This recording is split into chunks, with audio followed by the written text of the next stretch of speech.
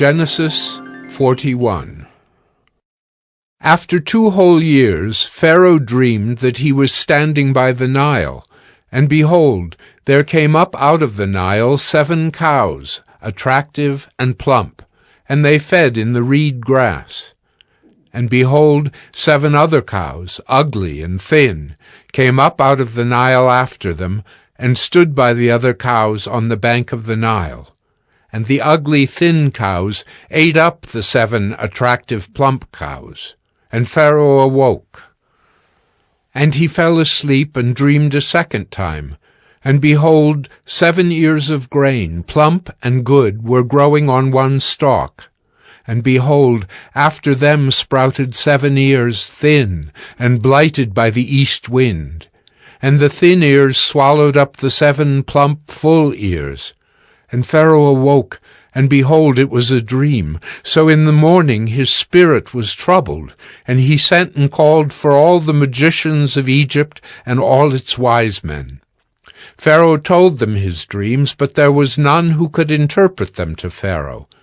Then the chief cupbearer said to Pharaoh, I remember my offenses today, when Pharaoh was angry with his servants and put me and the chief baker in custody in the house of the captain of the guard. We dreamed on the same night, he and I, each having a dream with its own interpretation. A young Hebrew was there with us, a servant of the captain of the guard. When we told him, he interpreted our dreams to us, giving an interpretation to each man according to his dream. And as he interpreted to us, so it came about. I was restored to my office, and the baker was hanged. Then Pharaoh sent and called Joseph, and they quickly brought him out of the pit. And when he had shaved himself and changed his clothes, he came in before Pharaoh. And Pharaoh said to Joseph, I have had a dream, and there is no one who can interpret it. I have heard it said of you that when you hear a dream, you can interpret it. Joseph answered Pharaoh, It is not in me. God will give Pharaoh a favorable answer.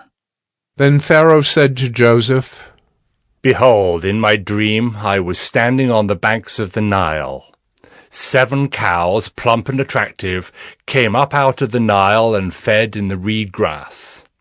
7 other cows came up after them, poor and very ugly and thin, such as I had never seen in all the land of Egypt. And the thin, ugly cows ate up the first 7 plump cows.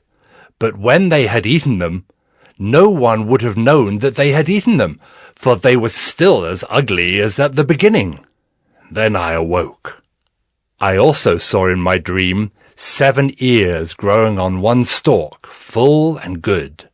7 ears, withered, thin, and blighted by the east wind, sprouted after them. And the thin ears swallowed up the 7 good ears. And I told it to the magicians, but there was no one who could explain it to me. Then Joseph said to Pharaoh, The dreams of Pharaoh are one. God has revealed to Pharaoh what he is about to do. The 7 good cows are 7 years, and the 7 good ears are 7 years.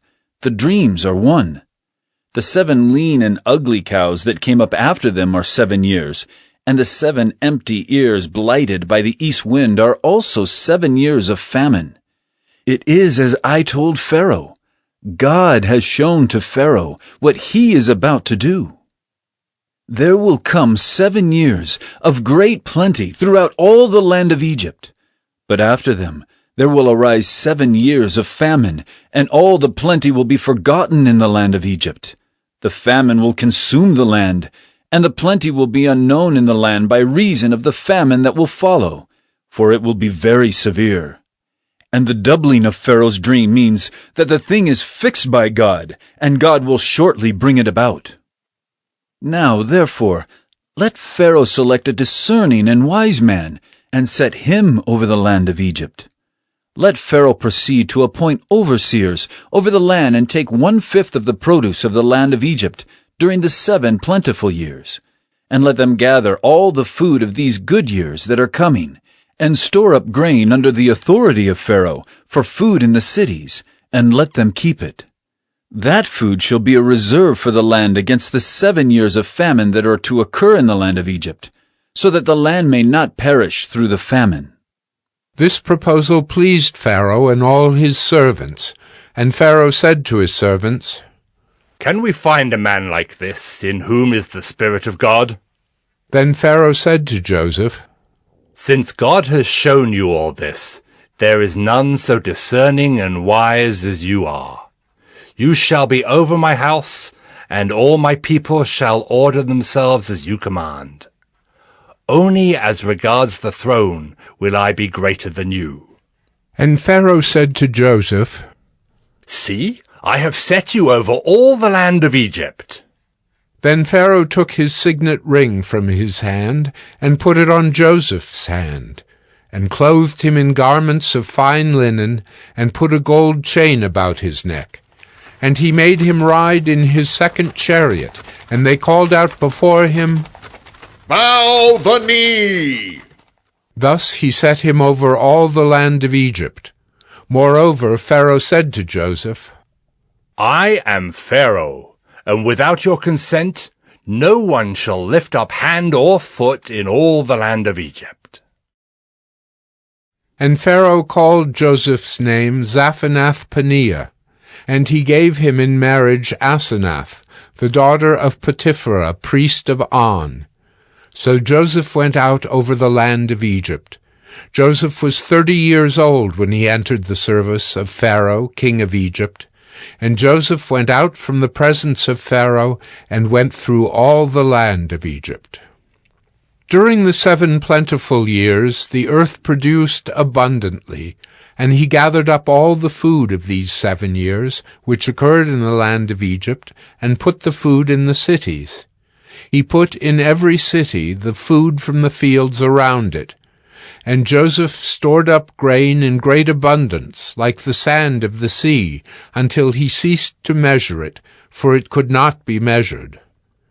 Before the year of famine came, 2 sons were born to Joseph. Asenath, the daughter of Potipherah, priest of On, bore them to him. Joseph called the name of the firstborn Manasseh. "For," he said, "God has made me forget all my hardship and all my father's house." The name of the second he called Ephraim. "For God has made me fruitful in the land of my affliction." The 7 years of plenty that occurred in the land of Egypt came to an end, and the 7 years of famine began to come, as Joseph had said. There was famine in all lands, but in all the land of Egypt there was bread. When all the land of Egypt was famished, the people cried to Pharaoh for bread. Pharaoh said to all the Egyptians, "Go to Joseph. What he says to you, do." So when the famine had spread over all the land, Joseph opened all the storehouses and sold to the Egyptians, for the famine was severe in the land of Egypt. Moreover, all the earth came to Egypt to Joseph to buy grain, because the famine was severe over all the earth.